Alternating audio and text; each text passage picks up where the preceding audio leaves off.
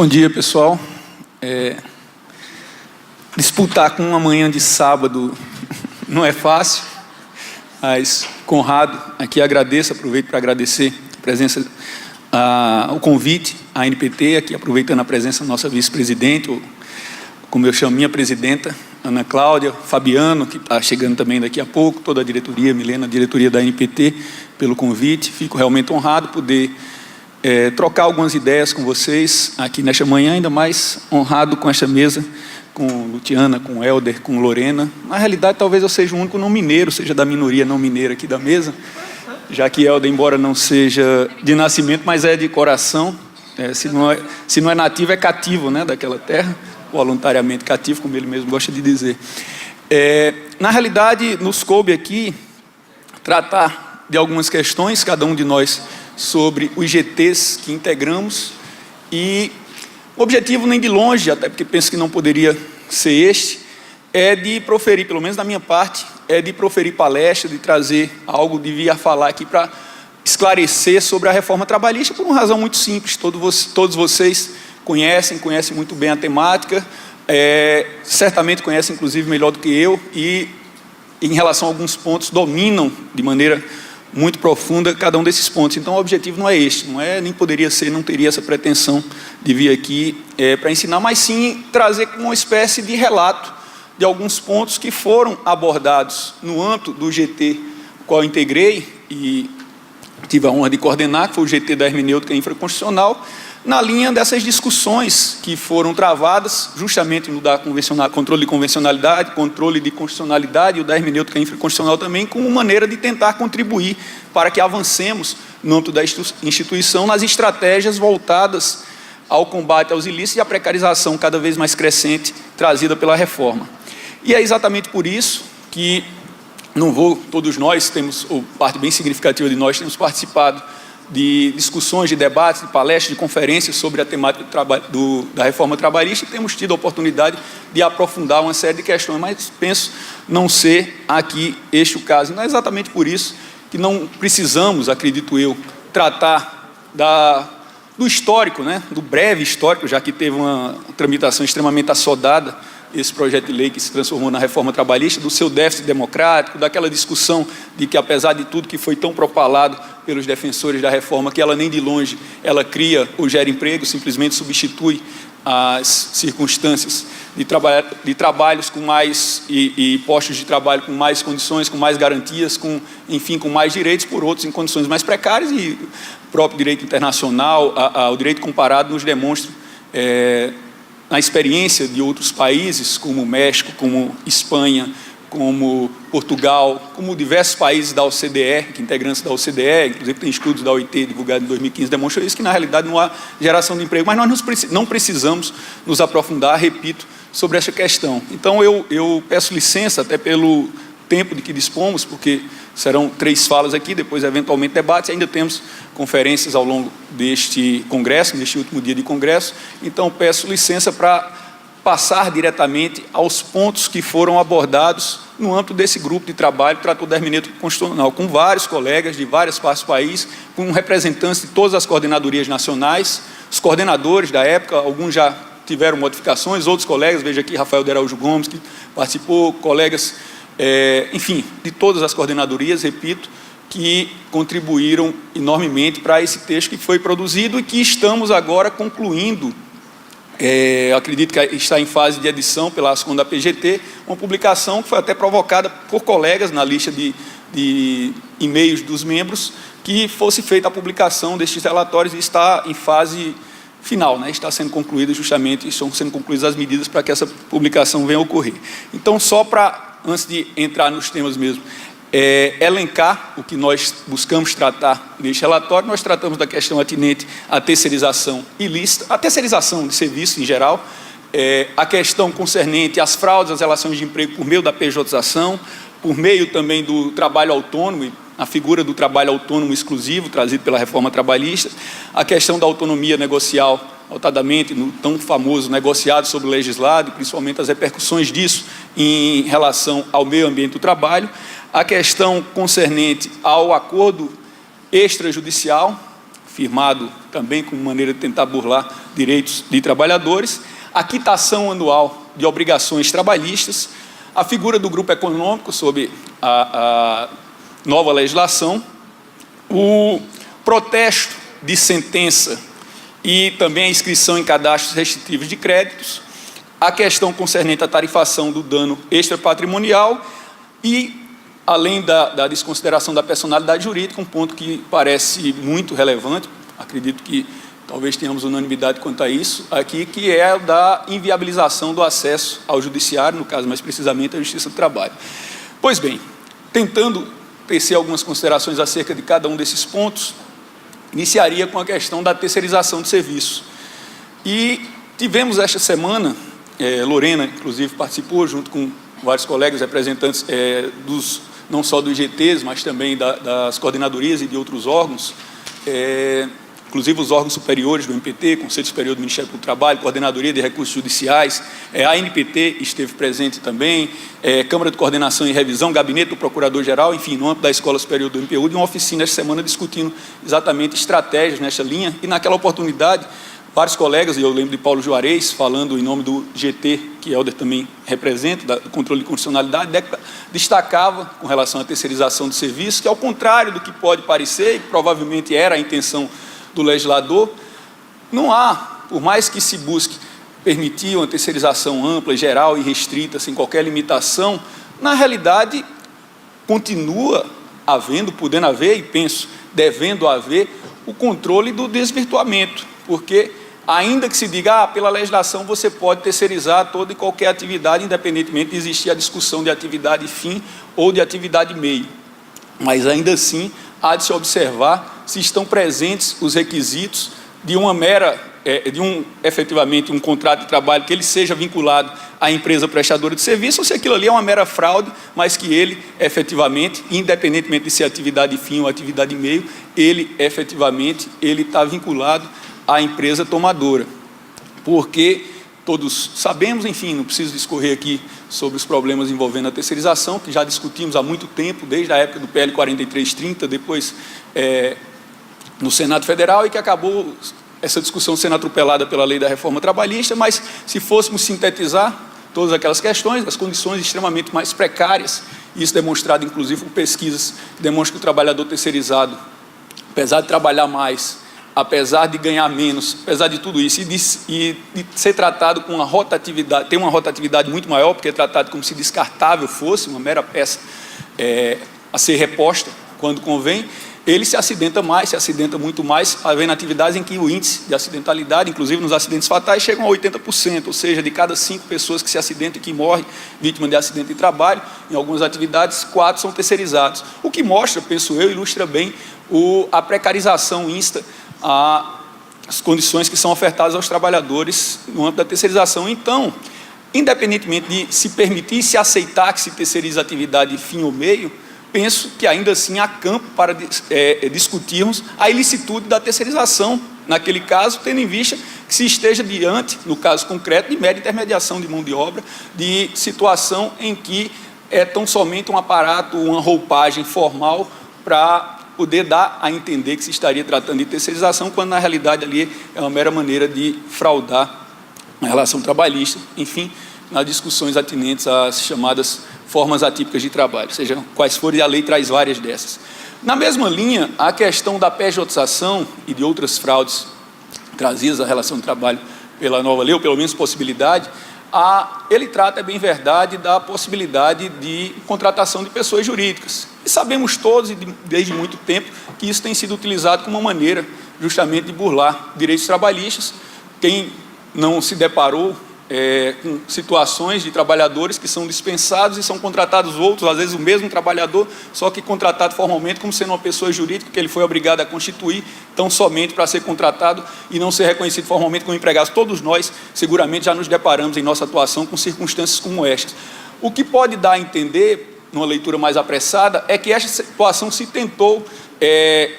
legalizar, legitimar, penso que não teria como, né? Mas legalizar por meio da Lei 13.467. Mas, na realidade, parece-nos que, e eu uso o plural porque realmente essa foi a conclusão no âmbito do GT, que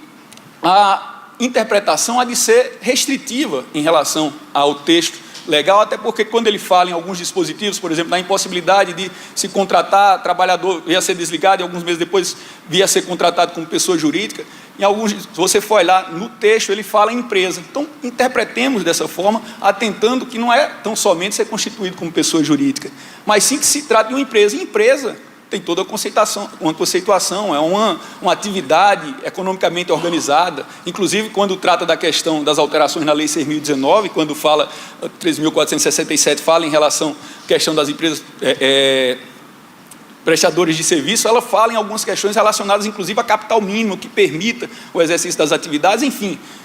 há de se interpretar, na nossa ótica, que quando se trata de pessoa jurídica ali, mas não é pessoa jurídica tão somente constituída formalmente, que seja aquela pessoa jurídica de uma pessoa só, mas sim uma empresa, uma atividade econômica organizada, que tenha capital, que tenha, enfim, toda uma estrutura, inclusive, para poder arcar com as responsabilidades trabalhistas que venham ali ser imputadas. Então, a ótica, fazendo uma síntese desse ponto, evidentemente está mais detalhado no relatório do GT, é que façamos essa interpretação de maneira bem restritiva no que tange ao que se considerará como pessoa jurídica. Do mesmo modo, em relação ao trabalhador autônomo, ou a figura trazida pela lei do autônomo exclusivo. É até uma questão, não sei se todos pensam assim, mas para mim é até meio paradoxal essa figura do autônomo exclusivo, porque não me parece muito lógico ser autônomo e, ao mesmo tempo, é um autônomo com exclusividade. Me parece se aproximar muito, para dizer o mínimo, se aproximar muito da figura do empregado, efetivamente. Mas ainda que admitamos, melhor dizendo, em tese, a possibilidade de se contratar e de existir o autônomo exclusivo, é evidente que tem que observar se, embora chamado de autônomo exclusivo, ele não está numa circunstância de efetivamente, no mundo fático, de empregado, se ele não tem subordinação, se ele não tem todos aqueles requisitos da relação de emprego. Isso,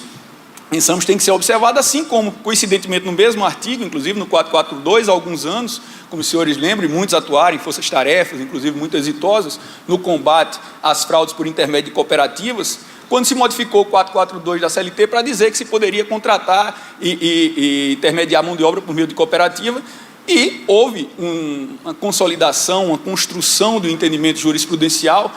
a partir, notadamente, da atuação enfática e exitosa do Ministério Público do Trabalho, para dizer, tudo bem, a lei permite que se contrate por meio de cooperativa, mas que sejam cooperativas de fato, que sejam cooperativas efetivamente, que não sejam cooperativas fraudulentas. Do mesmo jeito aqui, ainda que se admita que seja o autônomo, e ainda que se consiga destrinchar esse conceito, ao meu ver, paradoxal do autônomo exclusivo, mas que seja autônomo de fato, que não seja uma fraude. E a fraude, evidentemente, tem que ser coibida, tem que ser combatida, tem que ser objeto da atuação, como sempre tem sido por parte dos membros do Ministério Público do Trabalho. Então, acredito que não temos por que ficar pessimistas com relação a essa interpretação, porque já temos, num passado recente, alteração legislativa, e ainda que não se discuta inconstitucionalidade ou qualquer outra questão, ou qualquer outro vício nesse dispositivo, há como se extrair uma interpretação consentânea com os princípios relacionados ao direito do trabalho. O ponto fulcral, me parece, e esse tem sido objeto de discussão, inclusive no cenário internacional, sobre essa ótica, dessa lei,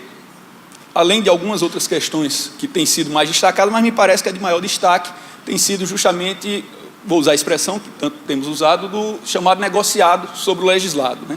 Da possibilidade de a negociação coletiva vir a ser utilizada para ir abaixo do que, como diz o ministro Maurício Godinho Delgado, do patamar mínimo civilizatório, para ir abaixo do que é previsto na legislação, sem atentar para aquilo que todos nós conhecemos, de que a negociação coletiva, como regra, deve ser para que aquelas categorias devidamente organizadas e bem representadas possam alcançar um maior patamar de direitos para os seus filiados, para as categorias que representam. E aqui não, se permite, embora de uma maneira até mais descritiva, mais analítica, né, no 611A e no 611B, dizendo o que pode ser objeto, e depois dizendo também de maneira paradoxal, e daqui a pouco falaremos nisso, o que não pode ser objeto de negociação coletiva. Em relação a esta questão, me parece também que o Ministério Público do Trabalho já tem iniciado uma atuação nesse sentido, e acho que deve intensificar, ainda mais, dizendo, por mais que exista esta discussão, por mais que no controle de convencionalidade, que Lorena falará tão bem para nós a respeito da questão, se entenda que a negociação coletiva não é para rebaixar o patamar de direitos, por mais que a OIT tenha um posicionamento sobre isso, não só em convenções, mas também expressamente sobre o caso, consultada que foi no âmbito do seu comitê de peritos, mas independentemente dessa questão, ainda que se admitisse que algumas questões podem efetivamente ser objeto de negociação para reduzir direitos, ainda que se partisse desta premissa, sem sombra de dúvida, diversas outras questões não podem ser objeto de negociação coletiva. E a própria lei, e aí vem o contraditório, a própria lei ela chega a reconhecer isso, dizendo, por exemplo, que normas de saúde e segurança do trabalho não podem ser objeto de negociação. Quando eu digo contraditória, é porque a mesma lei que diz que normas de saúde e segurança do trabalho não podem ser objeto de negociação, ela permite negociar jornada de trabalho e intervalo intra-jornada, por exemplo. Tudo bem, é verdade que ela diz também, para tentar mudar por meio de conceituação legal, ela diz que fique claro que questões relacionadas à jornada e a intervalo não são normas ligadas à saúde e segurança do trabalho, como se uma mera afirmação colocada na legislação mudasse a realidade, como se você colocasse, fica entendido que daqui por diante o céu não é mais azul e é vermelho, e ele mudasse de cor simplesmente porque você botou. É óbvio que isso não acontece, isso é o evidente, isso é o óbvio ululante. Mas não só em questões como essa de saúde de jornada, que todos nós sabemos sua relação direta, umbilical, com questões atinentes às condições de trabalho, o número de acidentes que aumentam, as doenças ocupacionais e tudo mais, que os senhores sabem muito bem, mas tem outras que, ainda que se admitisse que se estaria numa zona cinzenta, não me parece, e acho que no Ministério do Trabalho como um todo não é essa a impressão, mas ainda que alguém admitisse que jornada talvez, alguém pudesse entender que não seria norma de saúde e segurança, mas algumas questões não resta a menor dúvida, e lá diz expressamente, na mesma lei que diz que não pode tratar de norma de saúde e segurança, diz que pode ser objeto de negociação coletiva a questão atinente ao enquadramento do grau de insalubridade. Pelo amor de Deus, se isso não for norma relacionada à saúde do trabalho, e com uma questão eminentemente técnica, como enquadramento do grau de insalubridade, pode ser objeto de negociação. Eu trabalho na insalubridade no grau máximo, mas eu vou negociar para dizer que é mínimo. Como chamar isso, como rotular isso? Mas, enfim, exatamente neste sentido, as questões relacionadas à saúde e segurança e diversas outras questões, com base nesse patamar mínimo civilizatório, vou repetir a expressão do ministro Godinho, têm sido destacadas pelos colegas no Brasil inteiro, inclusive, eu acho que foi a Ascom da PGT, doutor Ronaldo, que encaminhou, estamos dizendo colega Ronaldo, né? Então, encaminhou um material muito interessante, com folders e um cartaz com alguns itens relacionados a esse núcleo indiscutivelmente intangível, que não pode ser objeto de negociação, para distribuir com os sindicatos. Lá na Paraíba, inclusive, nós aproveitamos o recebimento desse material, ao invés de simplesmente encaminharmos para os sindicatos, chamamos de reunião, mas na prática se assemelhou a uma audiência pública com todas as entidades sindicais lá, justamente para debater mais profundamente a reforma trabalhista e essa questão. Olha, não é porque se previu o negociado sobre o legislado que você pode negociar tudo, não. Não é bem assim. A gente ainda está discutindo se o negociado sobre o legislado é constitucional, se afronta ou não convenções internacionais, mas independentemente disso, e a despeito de ainda não se ter avançado nessas discussões, ainda assim tem uma série de questões que não resta dúvida que vocês não podem negociar. Então, me parece que também aqui uma interpretação mais restritiva do que se pretendeu com a lei, que sabemos que o objetivo, e isso não era escondido, porque o próprio relator Rogério Marinho foi o relator na comissão especial na Câmara, mas acabou sendo o relator da lei como um todo, porque no Senado, sabemos todos, não houve alteração nenhuma sobre aquela promessa de que iria haver uma modificação por meio de medida provisória. É uma coisa estranhíssima, né? Porque o processo legislativo, no meio do processo legislativo, uma casa legislativa, a Câmara Alta do Congresso Nacional, diz, se não por todos, mas por maioria expressiva, eu acho talvez a unanimidade dos seus integrantes, não, eu reconheço, tem coisas que precisam ser modificadas nesta lei, neste projeto de lei, mas vamos fazer o seguinte, a gente não vai alterar não, porque se a gente alterar vai ter que voltar para outra casa legislativa, então já tem um compromisso do Executivo de fazer as alterações por meio de medida provisória, ou seja, o Legislativo, no curso do processo legislativo, abrindo mão de exercer o que lhe compete, sob a promessa do Executivo que legislará em seu lugar. E o resultado, vocês sabem, medida provisória 808, que caducará na segunda-feira, depois de amanhã, uma semana, dia 23. Então, mas o fato é que todas aquelas discussões relacionadas ao negociado sobre o legislado, e tinha esse objetivo maior, se mostram também contraditórias, porque é o mesmo relator, as mesmas pessoas que discutiam a necessidade de uma mudança substancial no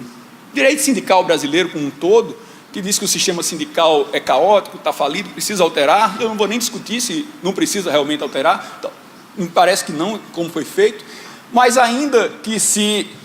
entenda que sim, e que se dizia que os sindicatos não representavam efetivamente seus representados, é exatamente no bojo dessas discussões que esse sindicato que se entendeu que não representa, esses sindicatos que se entendeu que não atuam adequadamente, se deu um superpoder de negociar ao ponto de se rebaixar o que está previsto na legislação. Não sei, me parece extremamente contraditório, mas acredito que nós, por meio de nossa atuação e com a interpretação restritiva do alcance disso aí, podemos extrair resultados não tão catastróficos como se pretendia por meio da lei. A lei traz, e os senhores sabem muito bem disso, traz diversos instrumentos para ajudar, chamemos assim, contribuir enormemente com os maus empregadores, para permitir a institucionalização do calote. E não é diferente com instrumentos como o da quitação anual de obrigações trabalhistas. Me parece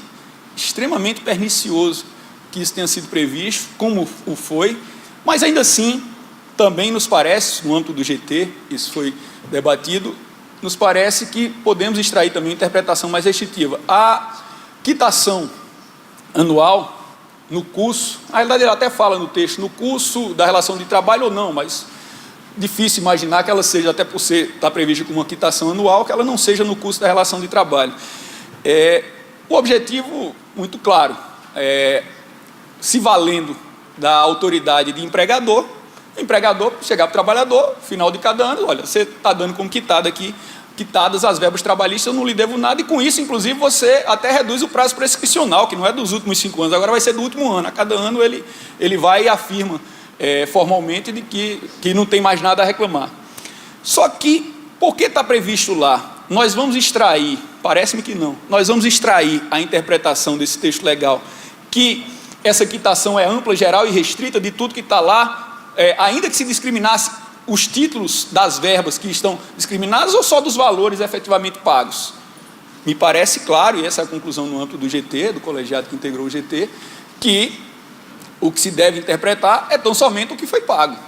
E o que foi pago, como eu digo, não dos títulos, dos valores efetivamente. Ainda só, olha, eu estou pagando horas extras, isso e aquilo outro. E em razão disso, houve uma quitação aqui, tinha um acerto que precisava fazer, paguei, sei lá, R$2.000. O que está quitado são os R$2.000, e não horas extras e os títulos lá elencados. É importante que observemos, isso desde muito tempo, para não ficarmos só na Justiça do Trabalho, que temos diversos precedentes da Justiça Comum, inclusive no âmbito do STJ, em grau de uniformização de jurisprudência, né, já que o Tribunal, seu objetivo principal do STJ é exatamente isso, uniformizar a interpretação da legislação federal, interpretando que essa quitação é tão somente daqueles valores, não só das verbas, mas daqueles valores efetivamente que foram pagos. E veja bem, isso no direito comum, em que, em tese, se está tratando de iguais, uma relação de iguais. É evidente que, se tratando de um direito que se trata do hipossuficiente, a situação tende a ser ainda, a interpretação tem que ser ainda mais cuidadosa, e ainda mais no curso da relação de trabalho. Aliás, poderíamos até discutir aqui vício de vontade, porque como imaginar que o trabalhador, o empregado, pode discutir ali alguma coisa? Se ele não assinar, ele perde o emprego, simplesmente. Então, acho que a gente também, aí, a partir da interpretação e da construção dessa hermenêutica, aí, penso que, embora o objetivo da lei fosse bem mais amplo, mas eu acho que podemos, sim, interpretar de uma maneira mais restritiva. Isso vai também em relação aos acordos extrajudiciais. É bem verdade que o acordo extrajudicial previsto, pelo menos essa foi a impressão que nos passou, Luciana, tinha o objetivo de talvez substituir esse acordo extrajudicial homologado pela Justiça do Trabalho, não sei, Helder, se essa interpretação que você extrai, mas esse acordo judicial, acordo extrajudicial com homologação na Justiça do Trabalho, ser mais ou menos para substituir aquela rescisão com assistência do sindicato, o que é um contrassenso absurdo, tendo em vista que a própria reforma e toda a discussão que a envolveu e por seus defensores era no sentido de que ela serviria para reduzir o número de ações trabalhistas. Como se imaginar que com o número de ações que já temos. E com o número de demissões, se formos pegar 2016, salvo engano, foi algo em torno de 1.300.000 trabalhadores desligados, dá quase 300 por hora, 282, salvo engano, o número exato por hora. Imaginar que todas as situações ou partes expressivas dela vai ser objeto de acordo extrajudicial, levando para homologação na Justiça do Trabalho, que só ia fazer isso, né? Então, a nossa interpretação também, no âmbito do GT, foi mais restritiva dessa questão do acordo. Primeiro, que o acordo ele deve pressupor alguma controvérsia efetiva, que tenha efetivamente uma controvérsia e que isso não seja utilizado como uma política de recursos humanos das empresas, de simplesmente fazer esse acordo para homologar e para obter alguma cláusula de quitação ou algo do tipo e levar para a homologação da Justiça do Trabalho. Esse acordo, inclusive, entendemos, pode ser atacado, evidente, até porque na estabilidade do controle jurisdicional não foi, penso eu, revogada pela lei ordinária, pela 13.467, mas, para além disso, deve ser realmente tratando de controvérsias efetivas e que não se condicione para pagar verbas sobre as quais não haja qualquer discussão, verbas rescisórias dos trabalhadores. Do contrário, se levar a um extremo, claro que isso aqui é uma situação, um exercício de reflexão, levando a uma situação absurda. Mas chegar ao extremo de se entender que pode ser utilizado até como política, que talvez tenha sido o intuito, mas que é absolutamente inviável, para dizer o mínimo, a cada mês, para se pagar salário, pagar outras verbas, vai se fazer um acordo extrajudicial e levar para a homologação, é claro que isso não tem sentido. Então, mas também não tem sentido algo que fique no meio termo, entre um e outro. Pensamos que só realmente para situações que envolvam controvérsias efetivas e que há de se atentar, inclusive, para o fato de que esse acordo é feito perante o sindicato, agora com a desfiliação crescente dos trabalhadores, até essa questão certamente vai ser discutida, assim como falávamos do negociado sobre o legislado. Nos parece que, para além daquela questão sobre a qual tratávamos, de que a negociação também há de ser para a melhoria efetiva da condição social do trabalhador, como previsto na Constituição, no artigo 7º, há de se atentar também. E serve também para essa questão que falávamos do acordo extrajudicial, mas para tudo envolvendo esse cerne dessa discussão negociada sobre o legislado, da representatividade adequada. Porque, para além do mérito em si, para além da discussão daquelas cláusulas, para além da discussão do controle de constitucionalidade, controle de convencionalidade, há de se atentar também para ver se houve uma representatividade adequada, se houve uma assembleia, independentemente do conteúdo das cláusulas, uma assembleia efetivamente convocada de maneira adequada, se aquele sindicato tem uma representatividade significativa da categoria que representa, se nas assembleias há uma participação efetiva, enfim, essa questão também da representatividade adequada nos parece muito importante. O grupo econômico, um dos outros tópicos trazidos pela legislação, nos parece que também, a despeito do, salvo engano, acho que foi Rafael que redigiu essa parte no GT, a despeito do interesse do legislador de restringir, a parte do grupo econômico, ela nos traz até ferramentas para ampliar a conceituação de grupo econômico. E aí vem o que entendemos com uma relevância justamente dessa interpretação que daremos todos nós, né? Todos que atuam na área trabalhista, mas nós do Ministério Público do Trabalho pensamos com maior ênfase, com maior destaque no combate à precarização. Porque, embora ele traga algumas coisas, talvez tentando restringir entendimentos em um outro caso específico, que diz, olha, a mera identidade dos sócios, a mera coincidência de sócios não vai indicar a existência de grupo econômico. Primeiro, não diz que esse requisito não deve ser considerado, diz que ele tão somente não é, e na prática sabemos todos, isso já não vinha na jurisprudência, sendo de maneira tão simples, tão automática assim, é um dos requisitos. Só que lá, na nova legislação, para além de prever a questão em que uma empresa, de algum modo, dirige os trabalhos de uma outra, ele prevê também a figura de quando duas empresas, ainda que autônomas entre si, mas que têm comunhão de interesses, que têm uma relação, eu não lembro agora, interesse comum, algo assim, só me engano a expressão é algo nesta linha trazida no texto legal,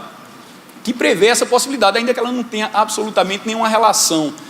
direta, formal, que sejam empresas efetivamente autônomas, que não existe uma holding, que não existe uma controladora, a lei já prevê também essa possibilidade, o que penso, dependendo da maneira como nós utilizarmos na nossa atuação cotidiana, isso pode até nos ajudar e, ao contrário do que queria o legislador, nos dá uma ferramenta ainda maior para a responsabilização de cadeias produtivas, enfim, de formações de grupos econômicos também. Um ponto também que é trazido pela lei realmente de maneira bem esquisita, para dizer o mínimo, é a questão do protesto de sentença e da inscrição em cadastro restritivo de crédito.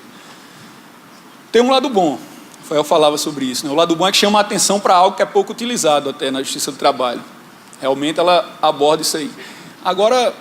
é estranho a questão do prazo, que ninguém sabe de onde surgiu, que ela fala da possibilidade de inscrição, até porque o próprio CPC já prevê isso, né? A possibilidade de protesto da decisão com trânsito em julgado após o prazo para pagamento, mas, assim como a inscrição em cadastro restritivo de crédito, mas estranhamente ela coloca lá que seria no prazo de 45 dias. Não ficou muito claro de onde surgiu esse prazo, porque não encontramos em lugar nenhum algo que levasse à compreensão do que seria esse prazo, salvo querer botar um prazo lá para frente, inclusive dizendo que se houver garantia do juiz não poderá ocorrer essa inscrição ou esse protesto. Mas, de todo modo, como ela fala no prazo para pagamento, que sabemos todos, o CPC também deixa isso muito claro, né, que é no prazo para pagamento, no caso do processo comum, processo civil seria de 15 dias, no caso trabalhista 48 horas, a interpretação nossa é de que seria levando em consideração esse prazo, porque quando ela fala em 45 dias, ela fala nos termos da lei, e aí a interpretação que foi inserida lá no relatório do GT, para tentar contextualizar, enfim, uma interpretação sistêmica, para se extrair a melhor, a mais razoável interpretação, chamemos assim, foi no sentido que, nos termos da lei, é de uma lei que eventualmente venha a existir, que diga que o prazo para pagamento das verbas sejam após os 45 dias, que hoje não existe, 15 dias no processo comum, 48 horas no processo de trabalho. Então, essa foi a maneira que encontramos lá, até porque esses 45 dias surgiram absolutamente do nada. Eu não vou discorrer mais longamente sobre outros 3 tópicos, mas só mencionando-os, né? Os que tratam da tarifação do dano extrapatrimonial, todos aqui conhecem bem. Há quem entenda que com a medida provisória 808 tinha sido minorado um pouco os efeitos daquela questão do trabalhador valer mais ou menos pelo que ele ganha, porque, como vocês sabem, a Lei 13.467 não só tarifou, mas tarifou de acordo com o salário. Se for mais grave ou menos gravíssimo, se for média a infração, ele vai ter tantas vezes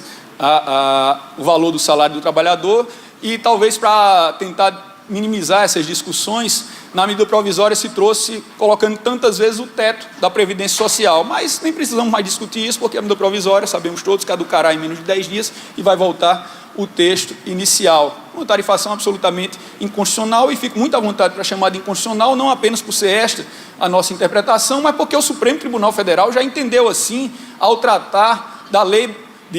dos crimes contra a imprensa, que é anterior à Constituição de 88, e que o Supremo já disse que não tinha sido recepcionado pelo novo texto constitucional, justamente porque essa tarifação não seria possível, porque, evidentemente, no dano extrapatrimonial se teria que levar em consideração o poder econômico do que lesou, tem que levar em consideração as circunstâncias fáticas, enfim, todas essas questões. E menos razoável ainda é imaginar que essa tarifação, que não é admitida em lugar nenhum no direito brasileiro, vai ser admitida tão somente no direito do trabalho, gerando situações esdrúxulas, principalmente quando envolvidos trabalhadores e não trabalhadores, que aí você não vai ter baliza, e que leva, inclusive, a uma situação que nos preocupa enormemente, que é a circunstância de a empresa, já sabendo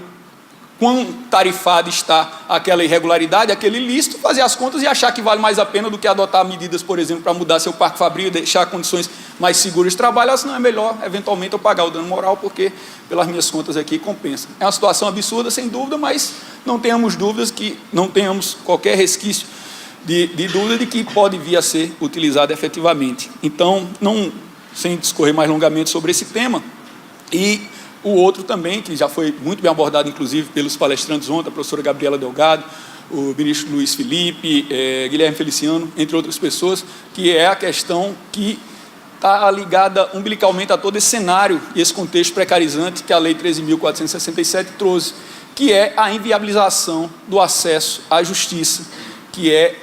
justamente, além de retirar direitos, suprimi-los direta ou indiretamente, inviabilizar que o trabalhador vá questionar esses direitos no âmbito do judiciário. Poderíamos tratar de diversas questões que levam a isso, que demonstram isso. Mas, antes disso, eu lembraria aos senhores que o projeto de lei encaminhado pelo Poder Executivo em dezembro de 2016 não tratava de nada de processo do trabalho, absolutamente nada. O processo do trabalho foi inserido no substitutivo do relator, do deputado Rogério Marinho, na Semana Santa. Naquela semana que tem o feriado da Semana Santa, não me lembro agora se na segunda ou na terça-feira, ele apresentou seu substitutivo, que aí era um outro projeto completamente distinto e que não houve absolutamente nenhuma discussão, porque na semana seguinte, logo após o feriado, foi aprovado pelo plenário da Câmara dos Deputados o projeto. E aí trouxe muitas questões de direito processual, inviabilizando, em síntese, e deixando muito claro um posicionamento, se há quem diga, e a gente escuta muito isso, né, no cotidiano, com as pessoas em geral, que a justiça do trabalho, ou que o processo trabalhista em geral, toma um lado, que é o lado do trabalhador, e tem uma razão de ser, sabemos todos, né, princípios que levam a que isso seja feito, enfim, está se tratando de direitos hipossuficientes, mas no projeto de lei ele tomou um lado muito claro e deixando muito claro que esse lado era para defender especificamente o empregador, seja no tratamento da revelia, no tratamento, enfim, diversas questões que o empregador tem uma condição, por mais estranho que seja, porque se fosse a condição idêntica já não era muito adequado, tendo em vista a situação de vulnerabilidade normalmente está o trabalhador, até porque a justiça do trabalho, sabemos todos, costuma ser a justiça do desempregado, porque no curso da relação de emprego não se costuma questionar nada do seu empregador. Mas se fosse igual já era estranho, e nesse caso ainda é pior, porque se dá uma situação mais confortável ao empregador para litigar em juízo. Se coloca condições mais difíceis para a utilização do benefício da justiça gratuita na justiça do trabalho do que na justiça comum, por mais esquisito, e dizer esquisito eu reconheço que quer dizer muito pouco, porque isso se inviabiliza as súmulas que no Código de Processo Civil se vem estimulando, Código Civil agora, Código de Processo Civil 2015, lá praticamente se extingue. Eu acredito que os colegas, a maioria pelo menos já deve ter observado que agora a súmula na justiça do trabalho praticamente é algo em extinção, porque só poderá existir súmula se for objeto de discussão de 2/3 do tribunal, até aí aparentemente tudo bem, só que em que 2/3 das turmas desse tribunal tenham discutido a matéria e tenham sido deliberadas em pelo menos 10 sessões de cada uma delas e a unanimidade. Então, praticamente, são só alguns exemplos para mostrar o tratamento absolutamente diferente, chamemos assim, que se deu à Justiça do Trabalho e que se buscou inviabilizar o acesso a ela por meio do trabalhador. Um outro tópico, aí também não vou discorrer mais longamente, mas só para mencioná-lo, que é o da desconsideração da personalidade jurídica, também com algumas preocupações, que agora ficou com algumas balizas mais detalhadas para serem utilizadas, inclusive com a possibilidade do incidente que pode vir a paralisar o processo, por isso até que no âmbito do GT, os colegas que escreveram a respeito do tema colocam como sugestão, salvo engano, acho que foi Cláudio, que dentro do possível, se for realmente viável, já na inicial se trata da questão da desconsideração da personalidade jurídica para evitar a necessidade do incidente e da suspensão do processo no curso da tramitação desse incidente. Enfim, em linhas gerais, são essas questões. Me parece que nós precisamos efetivamente avançar nas discussões de estratégias, que é exatamente o que temos feito todos nós ao longo dos últimos meses, desde a tramitação do projeto e depois com sua aprovação e mais ainda com sua entrada em vigor em 11 de novembro do ano passado, para que possamos, nos parece, interpretar cada vez mais restritivamente aquelas previsões na legislação que trazem prejuízo e que aumentam a precarização, e de maneira cada vez mais ampla aquelas que podem nos ajudar a avançar e dar maior resultado à nossa atuação, a exemplo dessas que falávamos aqui, de grupo econômico, de protesto, enfim, de tantas outras questões. Até porque todos nós estamos sendo constantemente procurados e cada vez mais pelos trabalhadores e por suas representações, que às vezes estão, não sei se vocês percebem isso lá também, pelo menos para mim, está muito claro, em muitos lugares, estão atônitas as representações dos trabalhadores e nos procuram, e nós precisamos efetivamente ter algumas estratégias, nos parece, estratégias definidas. Luciana, me faz lembrar, às vezes quando vem e você não tem a resposta, me faz lembrar aquela frase de Djavan, que claro, num contexto completamente distinto, não era isso, mas que ele diz, sabe lá o que é não ter e ter que ter para dar. Às vezes é exatamente nessa situação, às vezes pedir sugestão, enfim, estratégia, o que é que a gente pode fazer, e você se sente impotente em relação a essa situação. Então, que avancemos efetivamente, que busquemos cada vez mais resultados, nos valendo inclusive de instrumentos que normalmente não usamos, ou que historicamente não foram utilizados na área trabalhista, como análise econômica do direito, análise comportamental, o próprio direito econômico, enfim, todas essas questões que possam intensificar o desestímulo aos ilícitos trabalhistas, a precarização cada vez mais crescente das relações de trabalho, para que numa análise calcada na relação custo-benefício, o empresário possa ver se talvez o risco seja muito grande. Então é isso que eu acho, o Ministério Público do Trabalho tem todo esse histórico. Ontem, conversando com o nosso corregedor, Maurício, ele lembrava que quando começou a entrar com as ações civis públicas na Justiça do Trabalho, não se conseguia lograr isso. Primeiro, que entendia que não cabia ação civil pública na Justiça do Trabalho, ainda que se admitisse, o Ministério Público do Trabalho não teria legitimidade. Algo absolutamente impensável para nós hoje em dia. Mas se tivesse quedado inerte o Ministério Público do Trabalho naquela época, se os colegas tivessem baixado a cabeça, rapaz, realmente é muito difícil, então não adianta a gente insistir nisso. Hoje a gente não teria a situação que todos nós temos por meio dessa atuação. Penso que há de ser, mais ou menos nesta linha também, que devemos atuar em relação à interpretação da reforma trabalhista para que busquemos extrair os melhores resultados, sob pena de, quando viermos a discutir expressões como dignidade da pessoa humana, sociedade mais justa, mais livre, mais solidária, sejam só isso, expressões bonitas, talvez românticas, mas sem qualquer efetividade prática. Então, que possamos, a partir desses debates, a partir dessas estratégias traçadas e construídas efetivamente de forma conjunta, possamos avançar para otimizar os resultados a serem obtidos por meio da nossa atuação. Muito obrigado.